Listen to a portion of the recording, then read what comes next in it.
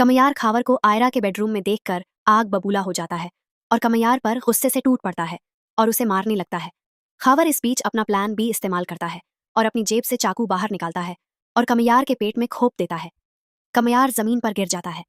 आयरा उसे ऊपर उठाने की कोशिश करती है, पर कमयार वहीं पर बेहोश हो जाता है और मौका देखकर खावर वहां से भाग निकलने में कामयाब हो जाता है। तभी वहां पर इरफान साहब पहुंचते हैं। वो कमयार को लहूलुहान जमीन पर पड़े हुए देखकर हैरान हो जाते हैं और आयरा कमयार के पास में रो रही होती है। इरफान साहब फौरन एम्बुलेंस को फोन करते हैं और कमयार को हवा के रफ्तार से अस्पताल तक पहुंचाते हैं और डॉक्टर कमयार को आईसीयू में लेकर जाते हैं। कमयार और आयरा के घर वाले बहुत ही ज्यादा परेशान हो जाते हैं। आधे घंटे बाद डॉक्टर साहब बाहर आते हैं और कहते हैं कि कमयार अब खतरे से बाहर है और आप लोग उससे मिल सकते हो। आयरा दौड़ते हुए आईसीयू में घुसती है और कमयार का हाथ पकड़ती है और माफी मांगती है।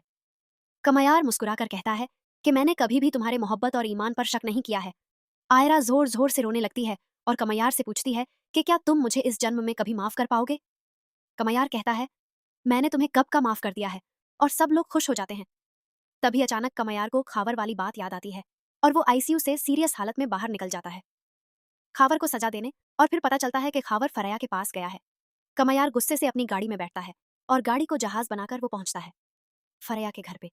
वहां पर देखता है कि फरया ने पहले से ही पुलिस बुलाकर खावर को पकड़वा दिया है। फरया कमयार से कहती है कि मैंने तो तुमसे मोहब्बत की थी, दुश्मनी नहीं, और अब मैं कभी भी तुम्हारे रास्ते में नहीं आऊंगी। तुम आयरा को माफ कर दो और उसे उसके सारे हक दे दो।